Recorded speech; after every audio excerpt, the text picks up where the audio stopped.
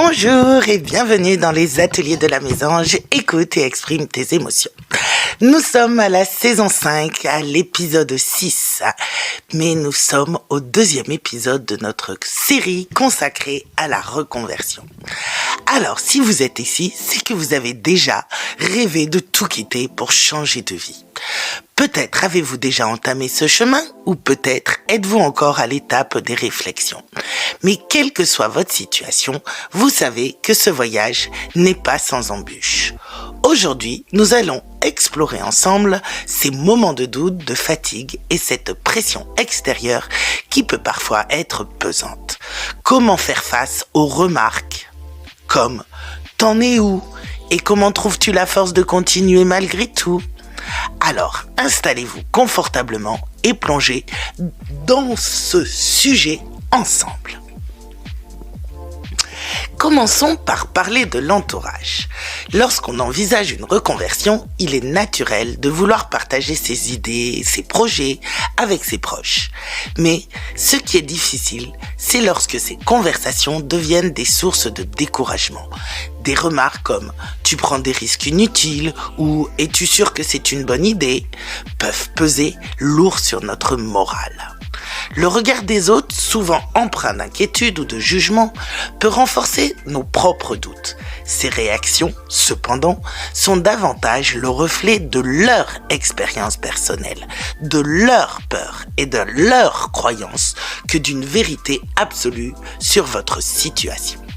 Par exemple, une personne qui a connu un échec professionnel peut projeter ses craintes sur votre projet, non pas par malveillance, mais par peur que vous ne rencontriez les mêmes difficultés. Alors, pour vous aider à naviguer à travers ces influences extérieures, je vous invite à découvrir sur ma chaîne une méditation intitulée « Reconnaître sa vérité ». Elle vous guidera pour faire le tri entre ce qui vous appartient vraiment et ce qui relève des peurs ou des attentes des autres.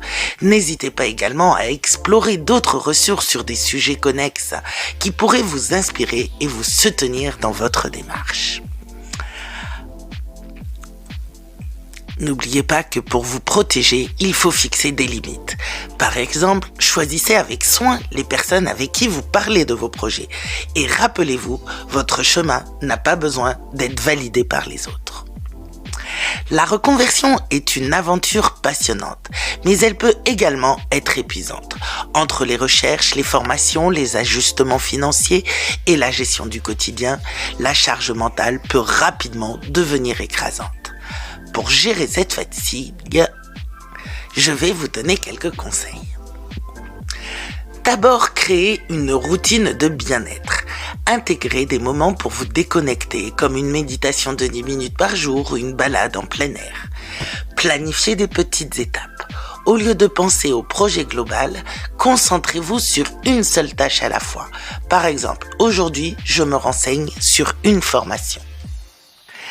Acceptez de ralentir. Il est normal de ressentir des baisses d'énergie. Accordez-vous des pauses sans culpabiliser. Si vous en êtes là aujourd'hui, c'est que vous êtes fatigué de votre vie d'avant. Donc, récupérez. Dans ce tumulte, il est essentiel de rester connecté à vos motivations profondes. Pourquoi avez-vous envisagé cette reconversion ? Qu'espérez-vous accomplir ou ressentir ?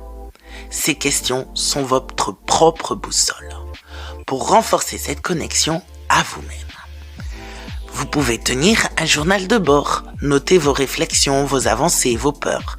Ce processus vous aidera à clarifier vos idées et à rester aligné avec vos objectifs.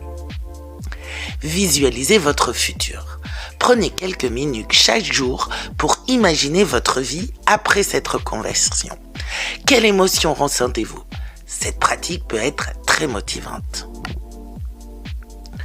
Alors, il faut tirer parti des critiques. Les critiques, bien que difficiles à entendre, peuvent parfois être des opportunités pour réfléchir et ajuster votre chemin. Posez-vous la question, y a-t-il une part de vérité dans ce que l'on me dit ? Peut-être qu'une remarque vous aidera à identifier une faiblesse à travailler. Cependant, si ces critiques ne sont pas constructives, apprenez à les ignorer. Pensez à une métaphore. Votre reconversion est comme un bateau. Certains essaieront de vous ralentir, mais vous êtes le capitaine. Alors, vous seul décidez de la direction à suivre. Pour conclure, changer de vie est un voyage intime, ponctué de défis. Alors, acceptez qu'il soit normal de douter, de fatiguer, de rencontrer des obstacles. Mais surtout, n'oubliez pas pourquoi vous avez commencé. Ce chemin, c'est le vôtre, pas celui des autres. Je vous invite à me partager vos réflexions et expériences dans les commentaires ou à me rejoindre sur les réseaux sociaux pour continuer la discussion. Merci de m'avoir écouté et à très vite pour un nouvel épisode. Prenez soin de vous, n'oubliez pas que vous êtes précieux. C'était les ateliers de la Mésange. Écoute et exprime tes émotions. À bientôt.